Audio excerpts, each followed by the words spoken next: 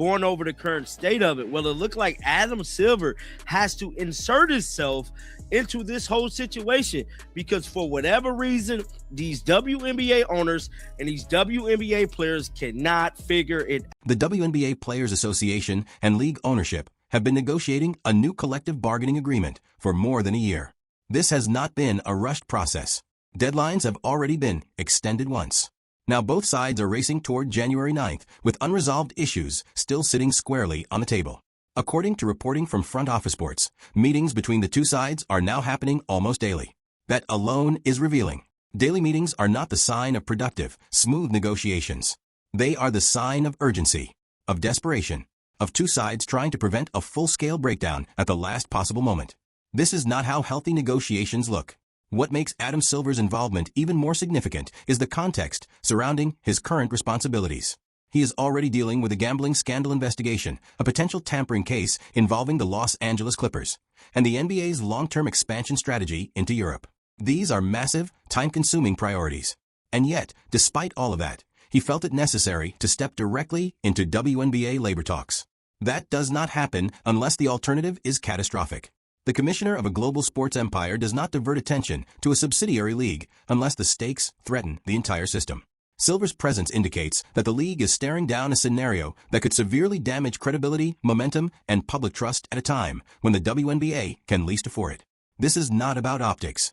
It is about containment, about preventing a situation that could spiral into a lockout or public labor war, just as the league is experiencing unprecedented visibility. When viewed in that light, Silver's decision becomes less surprising and more alarming. Up and see exactly what the hell is going on with Adam Silver. So this article came out from Front Office Sports, and it states Adam Silver says he could join WNBA negotiation. The NBA commissioner said he'll do whatever is necessary on the CBA, while Breanna Stewart said his presence will be welcome. So it looked like Breanna Stewart is...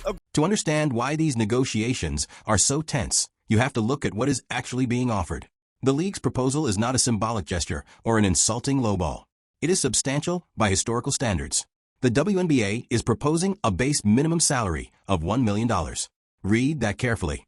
A $1 million minimum salary in a league that has never turned a profit in its 28-year history. The team salary cap would increase from $1.5 million to $5 million per team. That would raise the average player salary to approximately $417,000. For context, that figure is more than double what most players were earning just 3 seasons ago. The league has also proposed covering player housing, removing one of the most significant financial burdens faced by athletes in a short-season league. From ownership's perspective, this represents a dramatic increase in financial commitment. And yet, the players rejected the proposal. Why? Because money alone is not the core issue. The players want revenue sharing. Specifically, they want a 50% share modeled after the NBA's structure.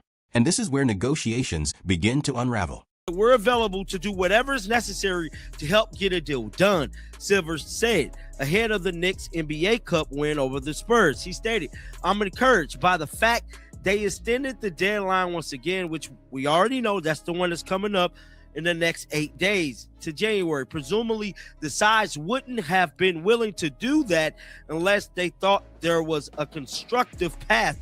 Adam Silver has just taken a step he has never taken before. The NBA commissioner is personally inserting himself into WNBA collective bargaining negotiations, with only 8 days remaining before the deadline. That fact alone should tell you how serious the situation has become.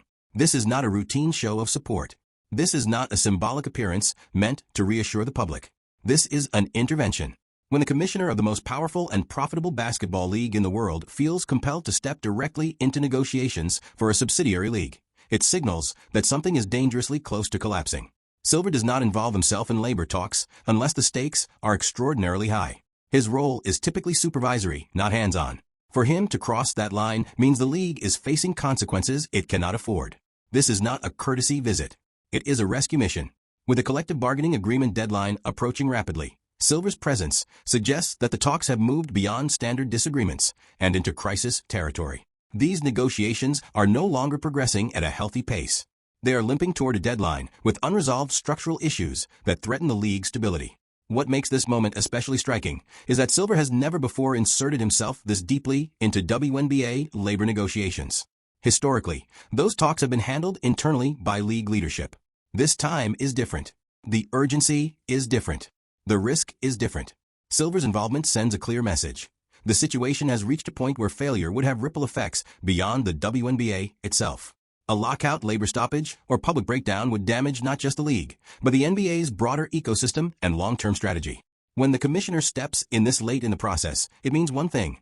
Time has run out, patience is gone, and the margin for error is almost non-existent. Now they took the player housing out of it. They did all these set things to try to make these young ladies comfortable. And for whatever damn reason, they want some of the revenue sharing like it's the next coming of Jesus.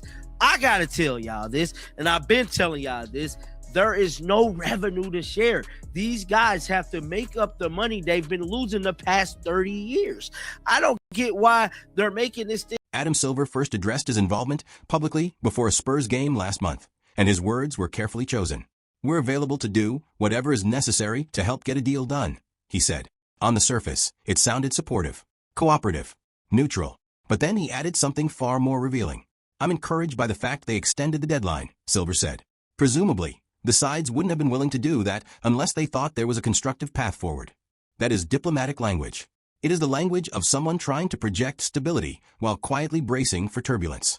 Translated plainly, it means, I hope this doesn't collapse. The problem is that the players do not share that optimism. According to anonymous sources who spoke with Front Office Sports, the mood on the player side is grim. Despite Silver's public confidence, players are not seeing progress. They are not seeing compromise. They are not seeing a bridge between positions. They are seeing a collision course. This gap between public messaging and private sentiment is dangerous.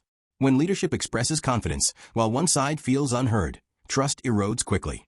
And once trust is gone, deadlines become weapons instead of motivators. The players are not preparing for a breakthrough. They are preparing for conflict.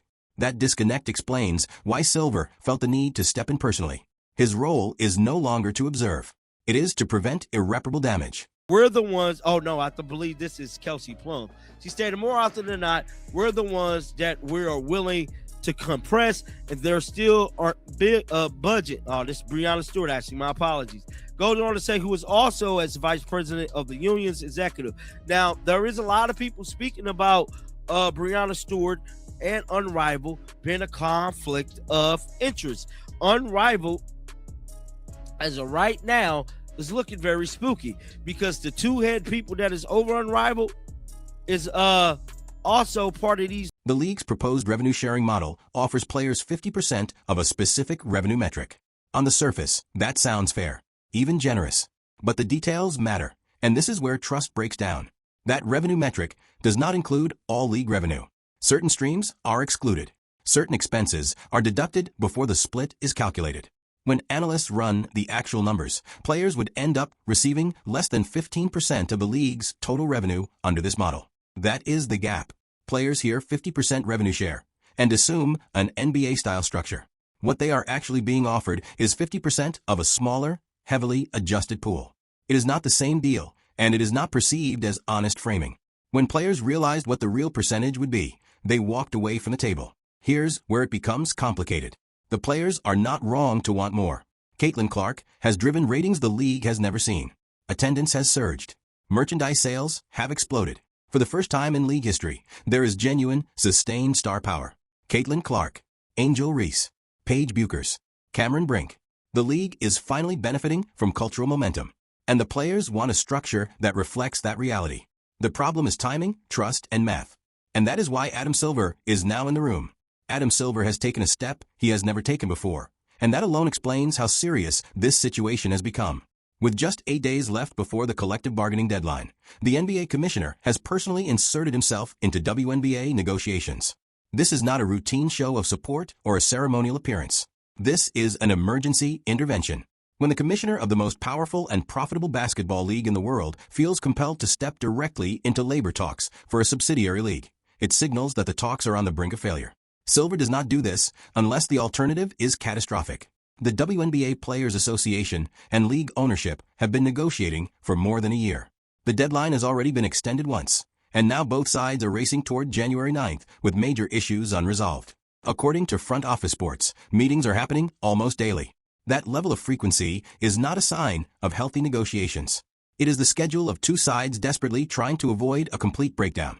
What makes Silver's involvement even more striking is everything else on his plate. A gambling scandal investigation, a potential tampering case involving the Clippers, and the NBA's long-term expansion plans in Europe. Despite all of that, he felt compelled to step in. That does not happen unless the situation threatens broader consequences for the entire basketball ecosystem.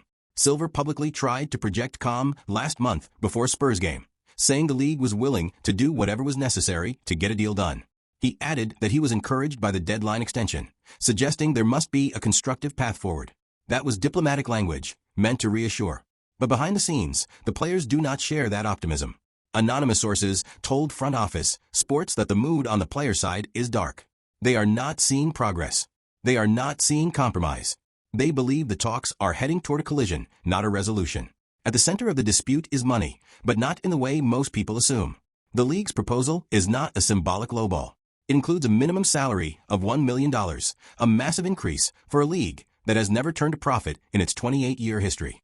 The team salary cap would jump from $1.5 million to $5 million, pushing the average salary to roughly $417,000. That is more than double what most players earned just 3 seasons ago. The league also proposed covering player housing, eliminating one of the biggest financial burdens in a short-season league. And yet, the players rejected the offer. The breaking point is revenue sharing. Players want a 50% share, modeled after the NBA. The league countered with a model that technically offers 50%, but only of a limited revenue metric that excludes key streams and deducts expenses first. When the numbers are calculated, players would receive less than 15% of total league revenue. That gap shattered trust. Players believed they were being sold the NBA model without the NBA math. Complicating everything is the league's sudden surge in popularity. Caitlin Clark has driven ratings to historic levels. Attendance is up. Merchandise sales are exploding. Angel Reese, Paige Buchers, and Cameron Brink represent real star power for the first time in league history. The players feel the momentum is theirs, and they want a system that reflects it. That tension is why Adam Silver is now in the room, and why the next 8 days may define the future of the WNBA.